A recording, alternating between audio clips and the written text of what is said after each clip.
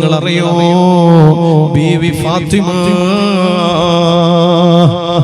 ഉണ്ടാതിരിക്കണ്ട ബീവി ഫാത്തിമ റളിയല്ലാഹു അൻഹാ റസൂലുള്ളാഹിന്റെ പുന്നാരമോളാണ്. റസൂലുള്ളാഹിന്റെ കൂടെയുണ്ടായവരാണ്.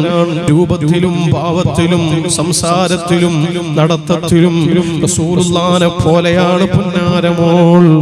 ആ ഹബീബിന്റെ കൂടെ സങ്കടത്തിലും സന്തോഷത്തിലും കൂടെയുണ്ടായവരാണ്. റസൂലുള്ള വഫാത്തായതിന് ശേഷം പിന്നെ ഒരു തവണ പോലും ചിരിച്ചിട്ടില്ല.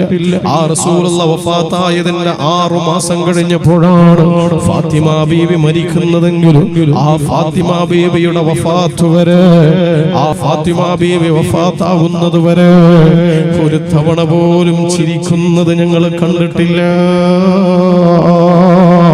ചരിത്രം ഇത് വിളിച്ചു പറയുമ്പോ എന്റെ പ്രിയപ്പെട്ടവരെ, അത്രമേൽ റസൂലുള്ളാഹിനെ സ്നേഹിച്ച ഫാത്തിമ ബീവി റളിയല്ലാഹു അൻഹാ, ആ ഫാത്തിമ ബീവി പോയ സ്വർഗ്ഗത്തിലേക്കല്ലേ നമുക്കും പോകേണ്ടത്?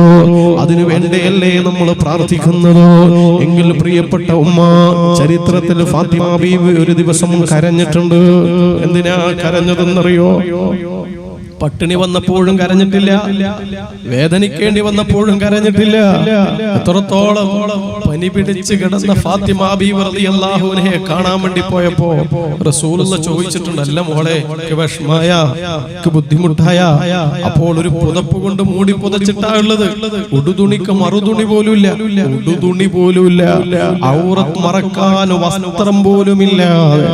ഇന്ന് നമുക്കെത്ര പർദയുണ്ട് എന്നതിന്റെ എണ്ണം നമുക്കറിയില്ല. ഇന്ന് നമുക്കെത്ര മാക്സിയുണ്ട് എന്നതിന്റെ എണ്ണം നമുക്കറിയില്ല.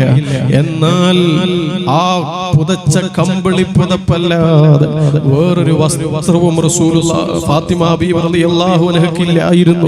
അങ്ങനെ പനി പിടിച്ച് ആ കമ്പിളി പുതപ്പ് കൊണ്ട് മൂടിക്കിടക്കുന്ന ഫാത്തിമാന്റെ അരികെ ചെന്നിട്ട് റസൂലുള്ളാഹി ചോദിക്കാണ്, മോളെ, ഒക്കെ വിഷമമുണ്ടാ? വസ്ത്രമില്ലാത്തത് കൊണ്ട്, രോഗം പിടിച്ചത് കൊണ്ട് വിഷമുണ്ടോ എന്ന് ചോദിച്ചപ്പോ ആ ഫാത്തിമ ബീവി പറഞ്ഞെന്താണെന്നറിയോ? നബിയെ, ഒരു വിഷമമൊന്നുമില്ല, സങ്കടങ്ങളൊന്നുമില്ല, പ്രയാസങ്ങളൊന്നുമില്ല.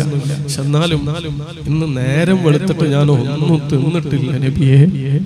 ഒരു മകളുപ്പയോട് പറയുന്ന വർത്തമാനമാണത്.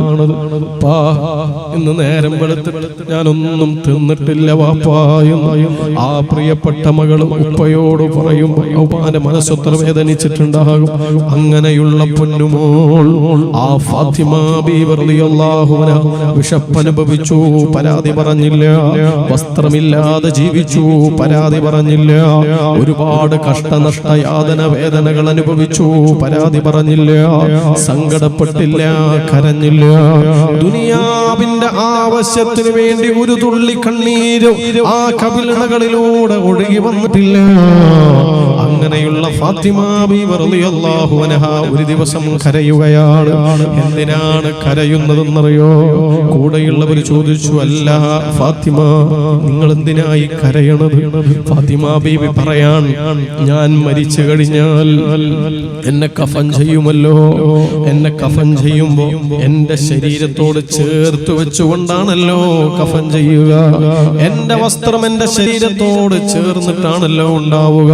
കഫൻ ചെയ്ത മയ്യത്തിനെ നമ്മൾ കണ്ടിട്ടുണ്ടാകുമല്ലോ.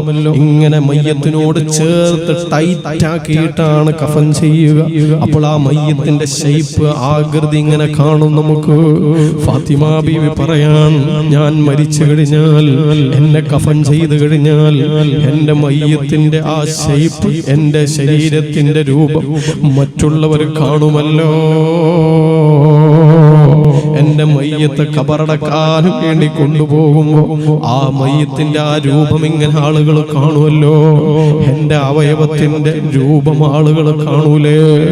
അതോർത്തുകൊണ്ടാണ് ഞാൻ കരയുന്നത് എന്ന് ഫാത്തിമ ബീവി റളിയല്ലാഹു അൻഹ പറയുകയാണ്. ഔറത്ത് മറക്കാതെ, തല മറക്കാതെ, മുടി വെളിവാക്കിയിട്ട് ശരീരത്തിന്റെ പല ഭാഗങ്ങളും വെളിവാക്കിയിട്ട് നടന്നു പോകുന്ന സഹോദരിമാർക്ക് ആ ഫാത്തിമ ബീവി പറഞ്ഞ വാക്കിന്റെ അർത്ഥം എന്താണെന്ന് മനസ്സിലായിട്ടുണ്ടോ? ആ ഫാത്തിമ ബീവി കരയുകയാണ്.